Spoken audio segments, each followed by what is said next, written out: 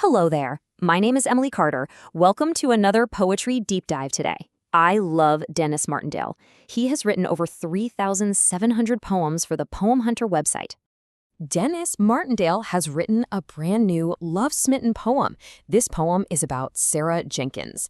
That is why the title of the poem is I Love Sarah Jenkins. Here is what the brand new poem's message shares with us today. By the way, over 3,700 poems is just a massive, absolutely legendary output, which makes diving into this new piece even more exciting.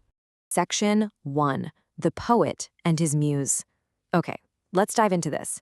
You know, every great poet has a muse, right? A source of inspiration that takes their everyday thoughts and turns them into art. But a muse isn't always some abstract, distant concept.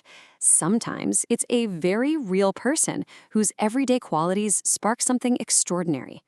Let's look at the poem's opening, where Martindale establishes his initial, highly relatable connection to Sarah.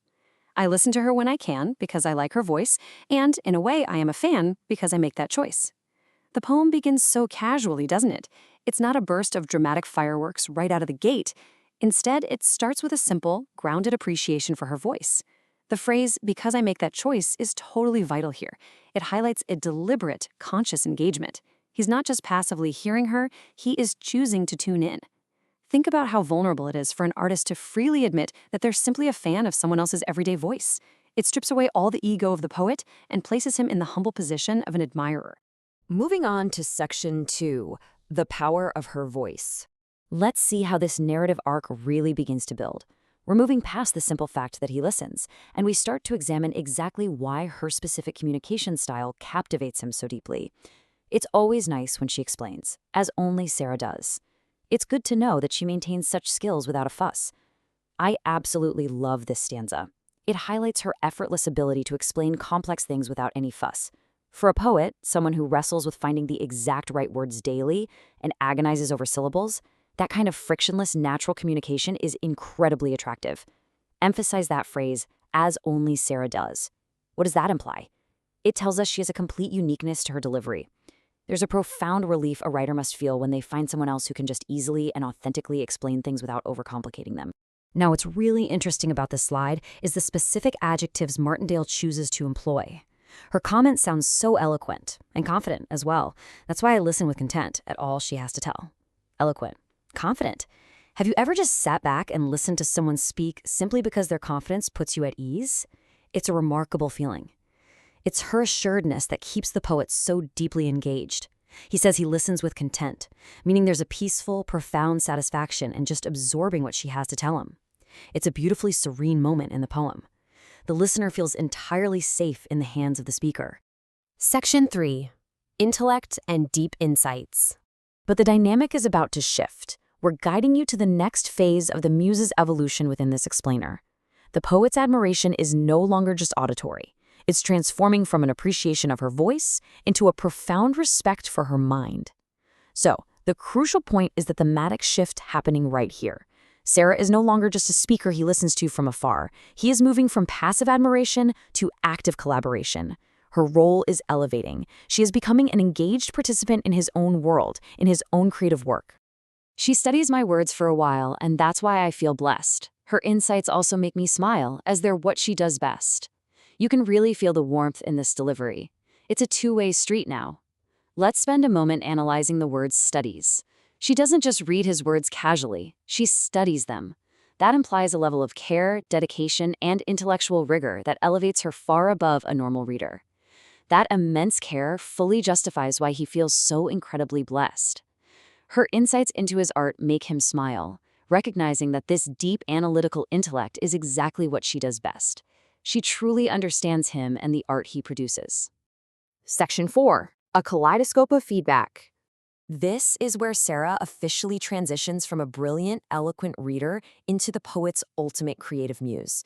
The feedback loop is complete, and the impact she has on his work is beautifully illustrated. Her words bring comfort, joy, and hope, each angle to peruse. Her feedback's my kaleidoscope, each time she shares good news. Just listen to the absolute wonder in that stanza. Lean heavily on those emotional words for a second. Comfort, joy, and hope. Think about how rare and valuable it is for a creative person to receive this kind of response.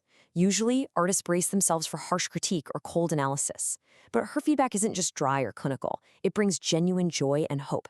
It is completely life-giving to his work, nurturing his creative spirit rather than tearing it down. And this brilliantly illustrates the depth of her influence. Think about what a kaleidoscope actually is. It's a constantly changing pattern, an instrument containing loose bits of colored material. A kaleidoscope takes ordinary light and fragments it into stunning, multicolored, ever-changing perspectives. Just let that beautiful metaphor sink in for a moment. That is exactly what her feedback does to his poetry. She takes his words, the light of his poetry, and refracts them into beautiful, multicolored angles for him to peruse. She helps him see his own creations in 1,000 different vibrant ways. And finally, Section 5, the ultimate confession. We can feel the dramatic tension building now as we enter the absolute climax of this brand new poem, written today, July 19th, 2026. The entire poem, every stanza we've looked at, has been a steady, deliberate build-up to this exact moment. He has taken everything in, he's processed her brilliant feedback, he's admired her voice and her intellect, and now the ultimate conclusion is ready to spill onto the page. So I reflect on all she says, for Sarah's point of view. And yet today, I must confess, Sarah Jenkins, I love you. What a thrilling twist. Let's just summarize the incredible journey we've been on. We started with a guy who simply stated he liked her voice. He was just a casual fan listening from a distance. And now, step by step, that quiet admiration has crescendoed into a completely love-smitten enthusiasm.